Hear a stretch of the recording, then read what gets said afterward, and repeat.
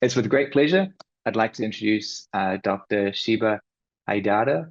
She is at the Graduate School of Engineering at esiea and has been working for quite some time in this sort of general area of how do we perform machine learning based detection of violence within video and that type of modality.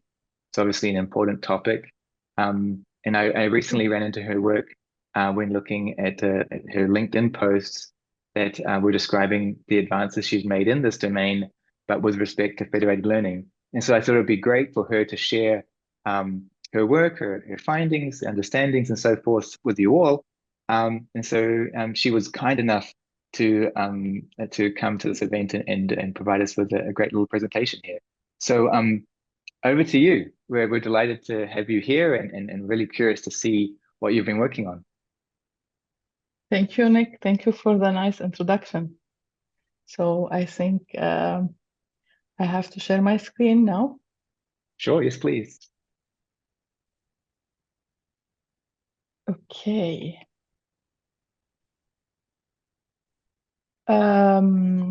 Okay, so let me begin by good afternoon, everyone. Thanks for inviting me. My name is Siba Haidar. I'm an associate professor at the esiea, which is an engineering private school in Paris. So I will be presenting our research on balancing accuracy and training time in FL for violence detection in surveillance video. So let's begin. To introduce myself, I have a PhD since 2005. I have over 20 years of experience in higher education, and my specialization is from the beginning video analysis and recently machine learning. So my current research should focus on intelligent and effective tutoring systems, and parallel with my initial subject of research, which is video analysis and personalized federated learning for violence detection recently.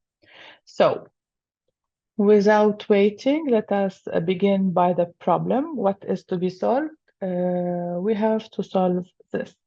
So we are, our primary goal is, as you can see, violence somewhere, and a surveillance camera that is surveying this violence. So our primary goal is to enhance the detection of violence in surveillance videos, while aiming to improve both accuracy and efficiency, while preserving, of course, data privacy. So we want accurate system. We want efficient system because if the man dies, it's a little bit too late.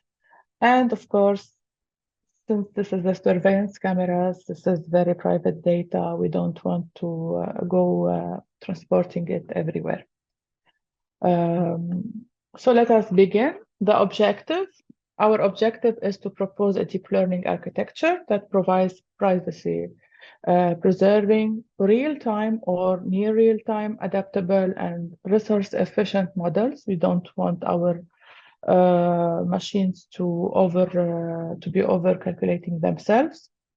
And of course, everybody agrees with me that real-time violence detection can alert authorities immediately. This is our dream, and allowing for swift intervention and increased public safety. So the benefits are clear. In a more realistic scenario, we can imagine the city with numerous surveillance cameras all around the city corners and many CCTV centers. So each camera is linked somehow to a CCTV center, so there are also numerous CCTV centers. As you can see in my simple schema, each camera will collect data and send it to a central server, which can lead, of course, to server overload and privacy concerns. Obvious, the intervention. So FL here is a good solution that allows local data processing in each center addressing these issues and ensuring efficient real-time violence detection while maintaining data privacy. So why this research matter? Again, I'm repeating myself. It's ubiquity of violence detection. We need that everywhere, and FL is a good solution. I will be presenting the rest of my talk around three focal points. The first is our publication that was recently accepted in the Journal of Computer Science and Technology. The second is a new publication under review, still under review. And I will conclude with what is our contribution so far. Of course, every study I'm not alone. We are a team, so I have colleagues and students working with me. So let us begin. This research has been published in the GCST, which is a very known journal, and this demonstrates the significance and the credibility of our findings.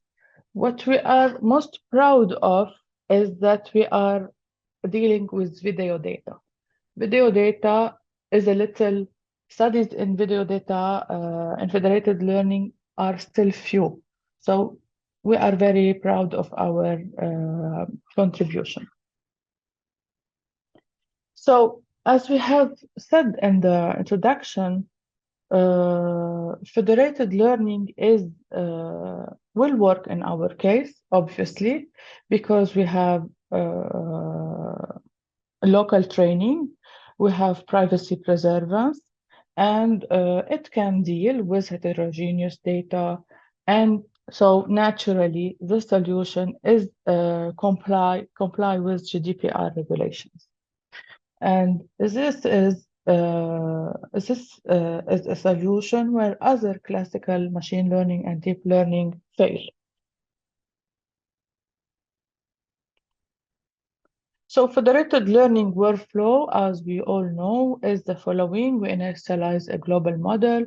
We distribute it to devices for local training. We aggregate updates into the new global model, and we repeat the process until the model converges. In order to present you our methodology, we wanted to develop a method that works independently of the violence type. We know that there are different types of violence, and violence in soccer field is not the same as violence in banks, is not the same as violence in the street, and so on. So we wanted to develop a model that is independent of this, and for this we chose our datasets ahead. The datasets are all published, and they are convenient for comparison because we have study on them. As we can see, we have Hockey Fight dataset, RWF 2000 dataset, Crowd Violence, and Air Club. I highlighted the two middle datasets because more than one experiment was used these two datasets in comparison to the four others. So now quickly we will show you our proposed method. This is a compilation of other interesting methods in the literature on which we added our contribution.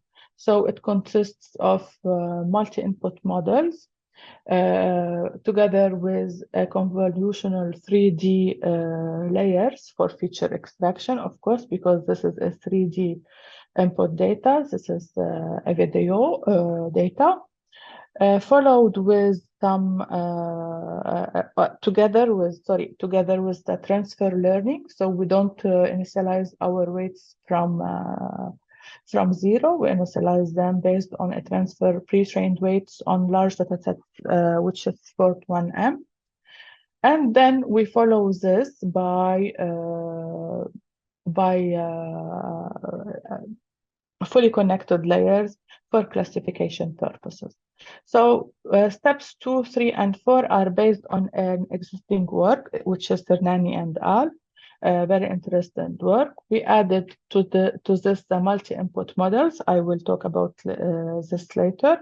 And of course, we opted to accomplish the one cycle method consisting of applying a single cycle of cyclic learning with a high maximum learning rate, which will permit us to achieve super conversions. So this is the model architecture. As of the architectural variants, you know what is gating mechanism in neural network. So gating mechanism was used in Chang and al. Publication on RWF dataset. It consists not only of feeding the model with the video input, but also with another input, which is the optical flow. What is the optical flow? The optical flow architecture uses the optical flow to estimate motion between consecutive video frame. It's like difference between consecutive video frame, but it includes also the direction. The optical flow includes the nature of the movement and the direction of the movement. So Cheng and Al used this multi-input in their models and accomplish good accuracy in motion and violence detection.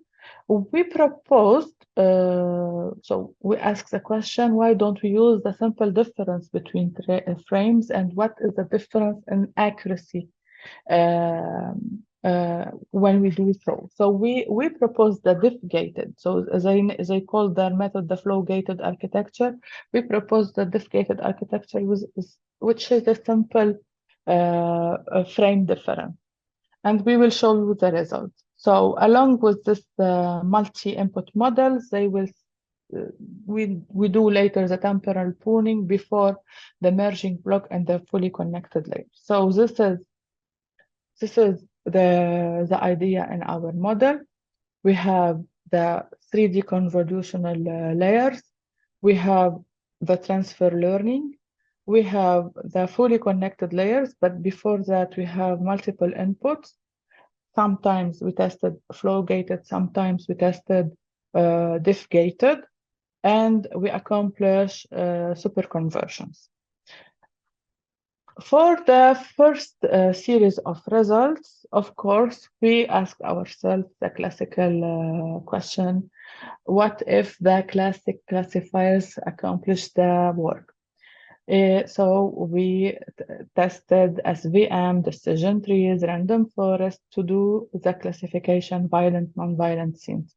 As you can see, the accuracy is acceptable, giving the SVM the highest accuracy rate.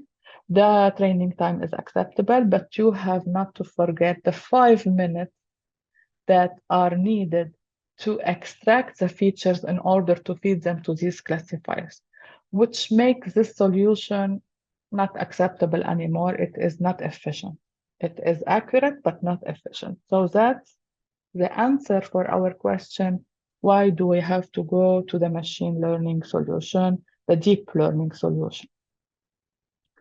So in deep learning solution, of course, there is dataset preprocessing time because there is no feature extraction. Feature extraction will be accomplished inside the convolutional layers. Okay, but the preprocessing time is very acceptable, 210 seconds for a whole dataset of 350 videos and so on. So this is to show you the preprocessing time that were consumed in order to prepare our dataset to feed the model.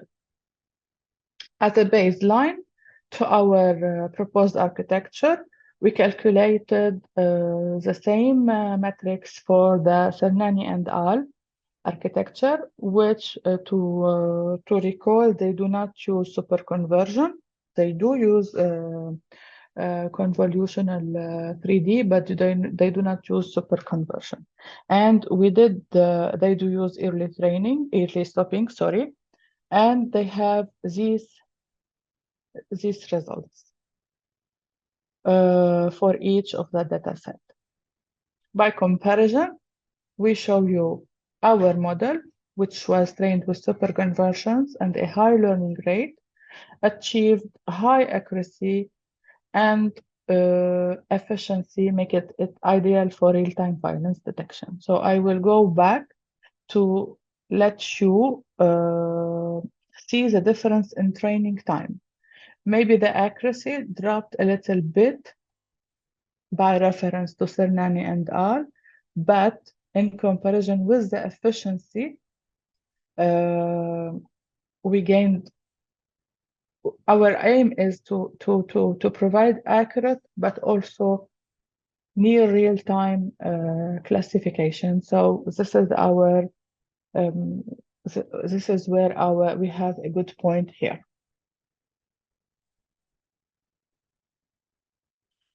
And next, we tested the proposed diff-gated in comparison with Chang and Al's flow-gated architecture.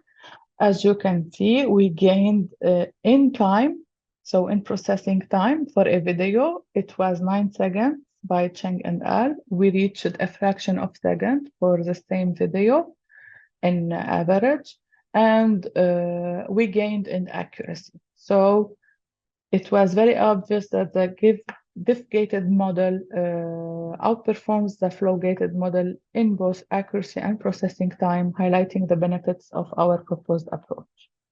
So all of this was in centralized learning. There is no federated learning yet. Now we will be talking about federated learning. All what we did is to propose an efficient model in order to export it to FL. So next, we explored our model on the federated learning as a first step, which led to our first publication. And the algorithm used was a federated average. We experimented with both TensorFlow and Flower framework, but unfortunately, with TensorFlow Fed average, we didn't succeed to converge. With Flower framework, we converged using 2 clients and a totally balanced distribution, and we reached the accuracy of 97.72% starting from round 2. First of all, the good news is that we reached convergence, and we can proceed to the next. So this was the result and contribution in our first study, and it proved that FL is a good solution in the subject. So as an accuracy, this is a summary of our result. Accuracy improved, training time reduced, FL demonstrated, but the limitation was that the effort were limited. We could not use more than 2 clients. We could not use non-IRD data. So back to our outline, I reached the second point of my presentation, and now you will be, for the Flower community, offered an avant-premiere. Here is a submitted new research work on which we worked this year, and which is currently under revision in a prominent federated learning conference. We have high hopes for its recognition and impact. So in this work, we explored personalized federated learning. We searched for the answer, how would we do to continue to succeed with more than 1 client with non-IID data. And we explored with personalized federated learning architecture for violence detection in surveillance video. So why the shifting from FL to PFL? The answer is clear. You can see here, we have surveillance camera everywhere in the city, the school, the transport, retail, hospitals, residents. There are different kinds. You cannot expect that they all have the same amount of data, the same balance between violent and non-violent video, and so on. This is non-realistic. And because our previous study only converged with a perfectly balanced data. So this is the why. And between the proposed and studied methods for personalized federated, we chose the FED pair. The FED pair, I put the QR code here. The community is very familiar with this because of many reasons. They demonstrated theoretical advancement, and they have a very well updated GitHub repository on the Flower framework. So the use of this was really very convenient for us. It applies theoretically and it is available, so we can use it. So we just have the opportunity and use this repository. Of course, they use a different model. They experimented with ResNet and MobileNet.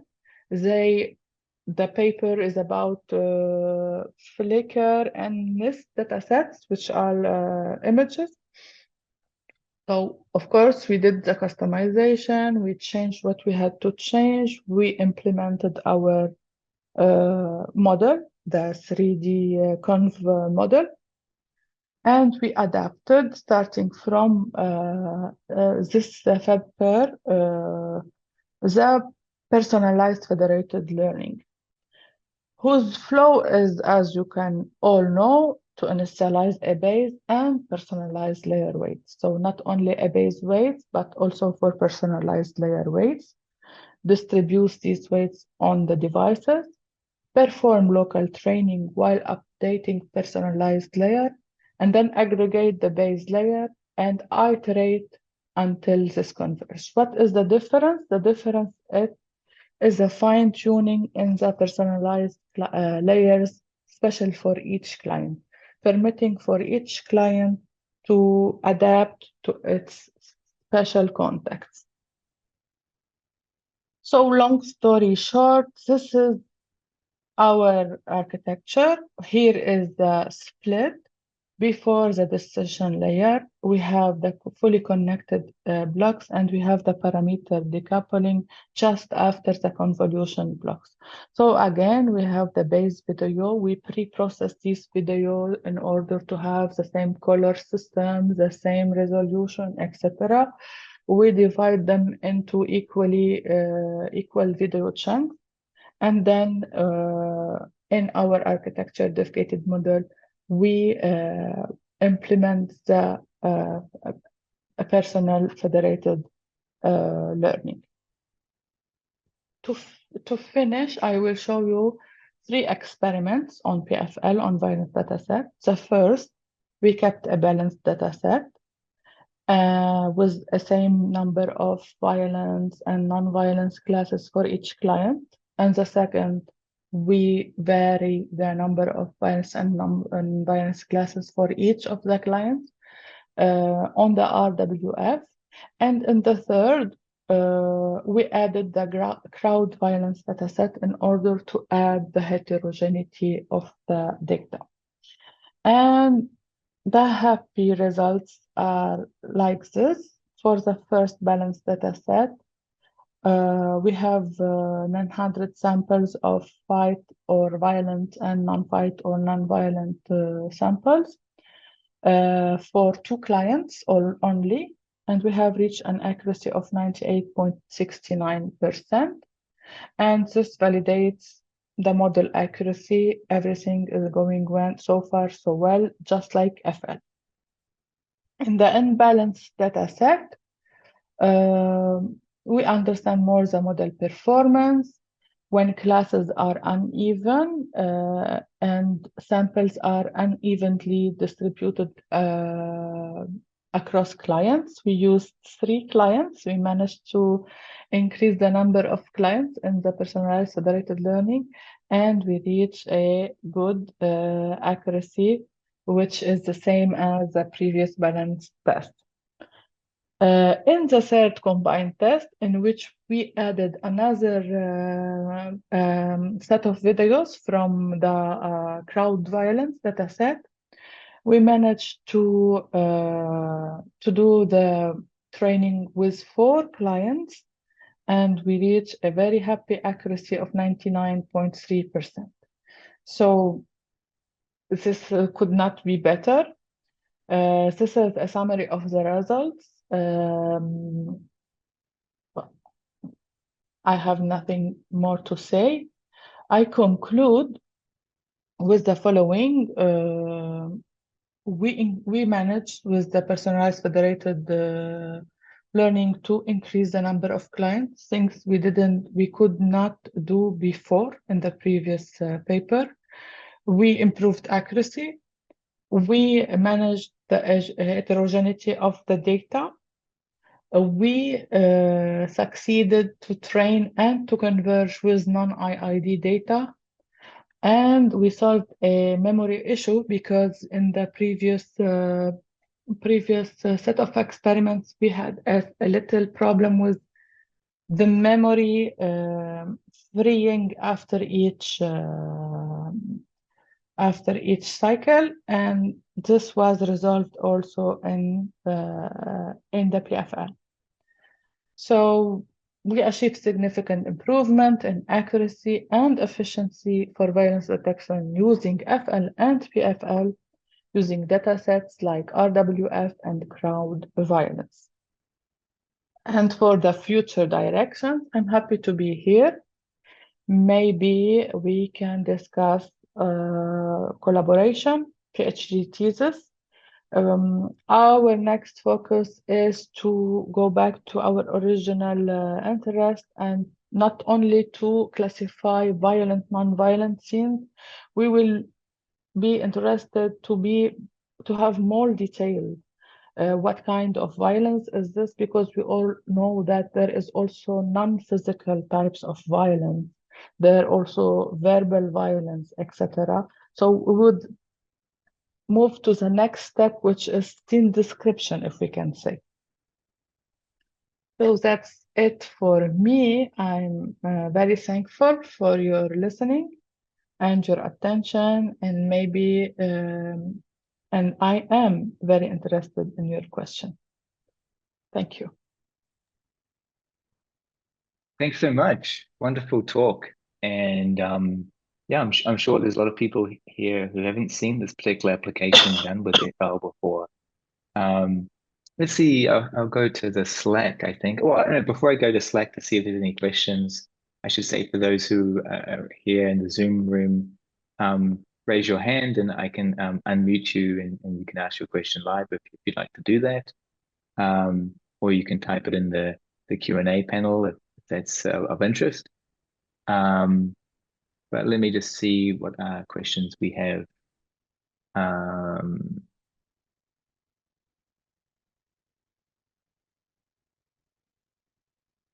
See, yeah, we have one question here that's asking if you found there were certain types of actions or images that were difficult to recognize, which improved when you used FL at all. I think they're asking if there's some classes that seem to respond to the use of FL.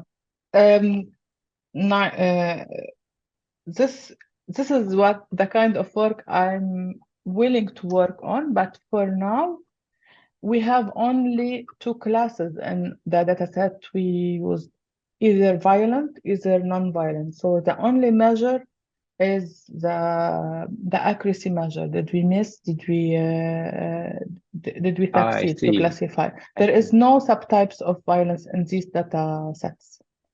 So I guess perhaps I suppose this question might have also been kind of assuming, anecdotally, did you notice any errors related to particular, even though the labels are only binary, but when you looked at some of the data, did you notice that some types of errors were, I don't know, associated with a certain kind of action or anything, or maybe?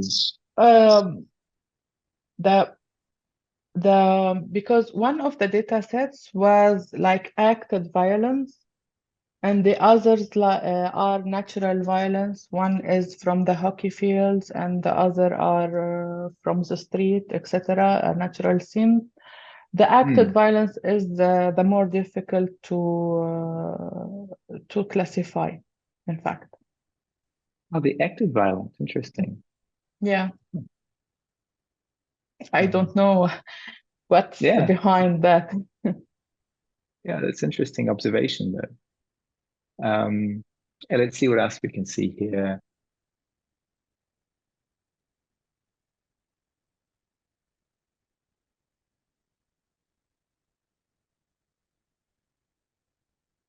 Oh, yes. So another question is, have you looked at self-supervision, and do you think that that might play a role in your research moving forward?